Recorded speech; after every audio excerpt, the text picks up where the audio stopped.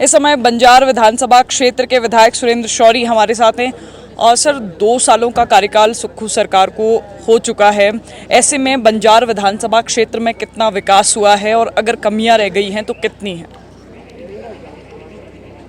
2 सालों में जब से सुखविंदर सिंह सुक्खू ने प्रदेश की कमान संभाल ली, कांग्रेस की सरकार बनी, तब से हमारी बंजार विधानसभा में सारे काम और विकास कार्य लगभग ठप पड़े हुए हैं। और 2 सालों के अंदर जो 2017 से लेकर के 22 तक जो काम चले थे वो भी इस सरकार ने बंद कर दिए। और उसके साथ बंजार विधानसभा में लगभग 18 संस्थान, चाहे वो स्वास्थ्य का हो, वेटनरी का हो, स्कूल हो, इलेक्ट्रिसिटी के हो, ऐसे 18 संस्थान बंद कर दिए।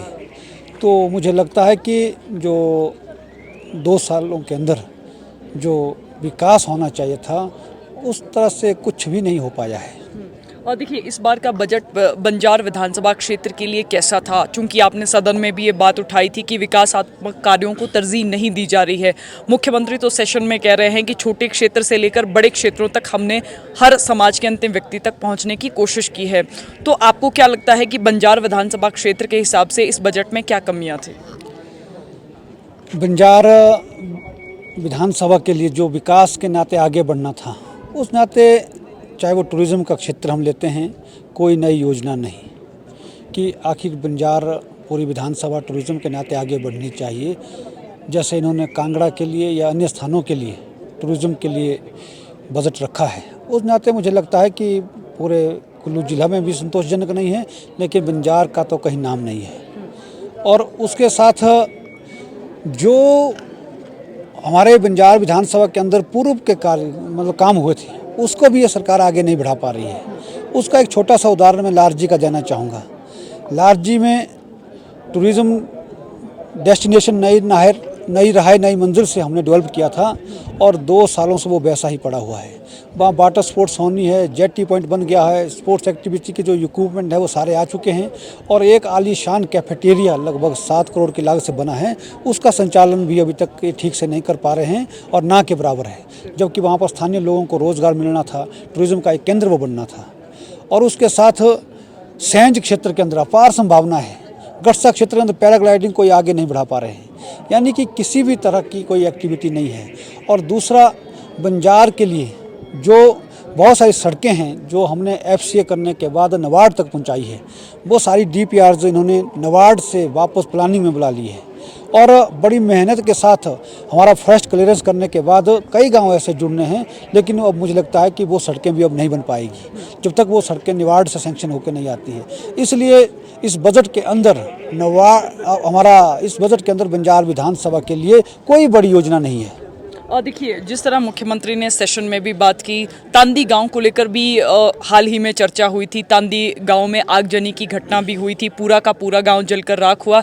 ऐसे में मुख्यमंत्री ने कहा कि हमने जो राहत और बचाव था वो समय पर दिया है लोगों को और जो सहायता राशि भी दी वो भी दी जा रही है। मुख्यमंत्री खुद भी स्पॉट पर गए थे, लेकिन राम सिंह मियाँ का जिक्र उन्होंने किया कि उन्होंने मुख्यमंत्री को इस विषय में इन्फॉर्म किया और जो सहायता राशि थी उसको दिलवाने में भी लोगों की मदद की। इसमें कोई सच्चाई है या आपको लगता है इसमें राजनीति हो रही है? इसमें तो राजनीति हो रही है, लेकिन मैंने मुख्यमंत्री का धन्यवाद किया है कि उन्होंने तांदी गांव में जो आग लगी स्वयं आए और उसके बाद 7 लाख राशि विशेष आपदा के नाते वो नोटिफिकेशन करवाई और स्पेशल इस केस को बना करके 7 लाख रुपया दिया। लेकिन मैंने माननीय मुख्यमंत्री से मांग की थी, जिस समय तांदी गांव के अंदर आग लगी उसी समय बंजार के कुछ गाँव के अंदर लगभग 7-8 और मकान ऐसे पूरे के पूरे जल गए थे, उसको भी उस स्पेशल जोन में स्पेशल जो राहत दी है उसमें शामिल किया जाना चाहिए, लेकिन ऐसा नहीं हो पाया है।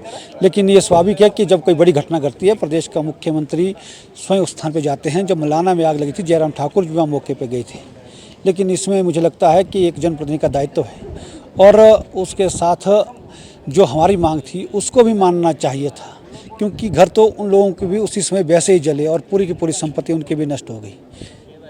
देखिए, बंजार में सड़कों के जब हालात देखे जाते हैं तो पर्यटक भी यही शिकायत करते हैं कि सड़कें ठीक नहीं है। जिब भी टूरिज्म डेस्टिनेशन के हिसाब से प्रोग्रेस कर रहा है, तो ऐसे में जलोड़ी जोत से जब पर्यटक आते हैं तो उनको भी काफ़ी समस्याएं आती है। ऐसे में कोई रोड मैप आपके पास भी है, चूँकि आप बंजार विधानसभा क्षेत्र के विधायक हैं, आपने सरकार के समक्ष कोई प्रपोजल रखा हो या फिर पिछली सरकार का कोई प्रपोजल हो जो इम्प्लीमेंट नहीं हो पा रहा है? NH 305 की आज बहुत दयनीय दशा है। जब मैं विधायक बना था, हमने तुरंत एक बहुत बड़ी DPR 28 करोड़ की DPR, जिसमें हमने कहा था कि पूरा एरिया जलोड़ी से लेकर और टन तक क्रैश बैरियर लगने चाहिए, और बहुत सारे ऐसे स्पॉट थे जो ब्लैक स्पॉट थे, उनको उसकी कटिंग होनी चाहिए और सड़क चौड़ी होनी चाहिए। ऐसी 28 करोड़ की राशि अपने कार्यकाल में हमने खर्च कर दी, और उसके साथ 2021 में लारजी से लेकर के बंजार तक की टायरिंग हमने की, और उसके बाद जिब्भी से बंजार से घियागी तक की टायरिंग के लिए पैसा सैंक्शन करवाया, लेकिन ठेकेदार को काम अवार्ड करवाया, ठेकेदार ने वो काम नहीं किया। लेकिन पिछले 2 सालों से हम क्या देख रहे हैं कि पिछले 2 साल के अंदर जिस ठेकेदार ने टायरिंग का काम किया था, उसको 5 साल तक उसकी डिफेक्ट लाइबिलिटी पीरियड के अंतर्गत 5 साल उसको काम करना पड़ता है, लेकिन यह सरकार उससे काम नहीं करवा पाई और ना ही उसको ब्लैक लिस्ट कर पाई, ना ही उसको कोई पेनल्टी डाल पाई, जिसके कारण जो दिल्ली में हमने प्रपोजल भेजी थी, DPR भेजी थी, टायरिंग की DPR, चाहे जिब्भी से घियागी की हो, चाहे वो बंजार से लारजी तक की हो। बंजार से लारजी तक की वो DPR दिल्ली में इसलिए रुक गई क्योंकि वो रोड अभी डिफेक्ट लाइबिलिटी पीरियड के अंदर ठेकेदार के पास है, और जो बंजार से लेकर घियागी तक का है, उसके लिए अभी पैसा आया है। वो आइडिया भी मैंने ही विभाग को दिया था कि जितना एज टू एज टायरिंग, क्योंकि कटिंग हमने की, जैसे मैंने पहले कहा, कटिंग करने के बाद जितना सरफेस हमारे पास है एज टू एज टायरिंग होनी चाहिए, तो विभाग ने उसके अनुसार DPR बनाई, वो दिल्ली से सैंक्शन हो गई है। और मुझे ये कहते खुशी है कि जल्दी, अब मुझे लगता है कि मेरी कल भी चीफ इंजीनियर से NS से बात हुई थी, तो उन्होंने कहा है कि बंजार से घियागी की टायरिंग जल्दी 1 महीना के अंदर उसका टेंडर को अवार्ड कर दिया जाएगा और वो टायरिंग हमारी होगी। लेकिन मैं कहना चाहूँगा कि उस ठेकेदार को जिसने लारजी से लेकर के बंजार तक की टायरिंग की थी, उसको ब्लैक लिस्ट करना पड़ेगा, उसके बाद वो केंद्र से आएगी। इसके लिए मैंने पूरी योजना अपने कार्यकाल में तैयार की थी, और एज टू एज टायरिंग हमारी सिरे पर चढ़ेगी। बंजार विधानसभा क्षेत्र के विधायक सुरेंद्र शौरी हमारे साथ थे। चूंकि चर्चा हमने विकासात्मक कार्यों को लेकर की और सुक्खू सरकार को 2 साल का समय हो गया है, तो ऐसे में किसी विधानसभा क्षेत्र में कितना विकास हुआ है, ये भी हम विधायकों से जानने की कोशिश कर रहे हैं। फिलहाल संवाद भारत में अभी के लिए बस इतना ही। नमस्कार।